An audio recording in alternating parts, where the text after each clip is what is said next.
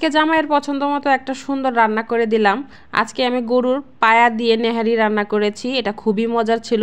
আসসালামু আলাইকুম। আজকে পুরো রেসিপিটি আপনাদের দিয়ে দিলাম। প্রথমে আমি গরম পানি করে ভালো করে গরুর পায়াগুলো ভালো করে পরিষ্কার করে নিয়েছি। এখন আমি একটা পাতিলে পায়াগুলো নিয়েছি, পেঁয়াজ কাঁচামরিচ দিয়ে দিলাম, আদা রসুন বাটা দিয়ে দিলাম, ধনিয়া গুঁড়া, হলুদের গুঁড়া, মরিচের গুঁড়া, গরম মশলার গুঁড়া, আস্ত গরম মশলা, তারপর এলাচ, জিরে গুঁড়া সবগুলো পরিমাণ মতো দিয়ে এখন আমি একটু মেখে নেব।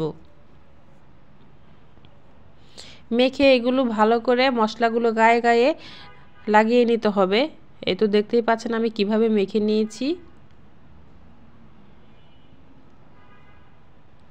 এইভাবে মেখে রান্না করলে খুবই তাড়াতাড়ি হয়ে যায়।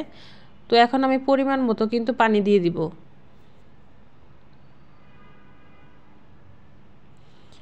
পানি দিয়ে এটা ভালো করে ঢাকা দিয়ে বেশ কিছুক্ষণ রান্না করতে হবে।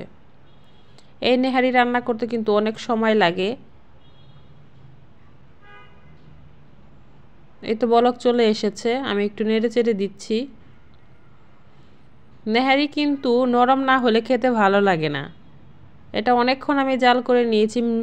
প্রথমে আমি হাই হিটে রান্না করে নিয়েছি প্রায় আধা ঘন্টা 40 মিনিটের মতো। এরপর আমি কমিয়ে দিয়েছি,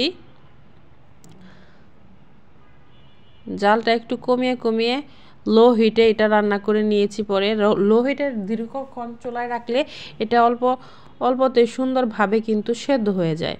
দেখতেই পাচ্ছেন আস্তে আস্তে কিন্তু কালার চেঞ্জ হয়ে আসছে। এটা কিন্তু সেদ্ধ হয়ে এসেছে প্রায়।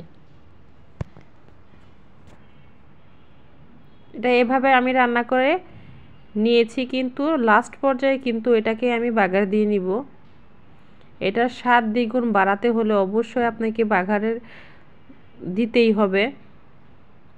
তো এটা আমি বাগার দেওয়ার জন্য একটা কড়াইতে পেঁয়াজ কুচি, রসুন কুচি দিয়ে ভালো করে একটু ব্রাউন করে ভেজে নিয়েছি। তারপর এটার উপরে ঢেলে দিয়েছি। এখন আমি একটু মিশিয়ে নিচ্ছি। এই তো দেখেন আমার নেহারি রান্না কিন্তু হয়ে গেছে। খুবই সুন্দর কালার এসেছে, দেখতেই পাচ্ছেন।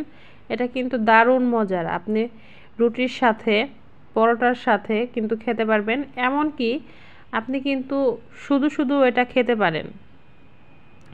রেসিপিটি আপনাদের কেমন লাগলো অবশ্যই কমেন্টস করে জানাবেন। আর যদি রেসিপিটি আপনাদের ভালো লেগে থাকে অবশ্যই আপনারা শেয়ার করে আপনাদের টাইমলাইনে রেখে দিতে পারেন। আরও নতুন নতুন রেসিপি পেতে অবশ্যই আমার পেজটিকে ফলো দিয়ে রাখবেন, পাশে থাকবেন।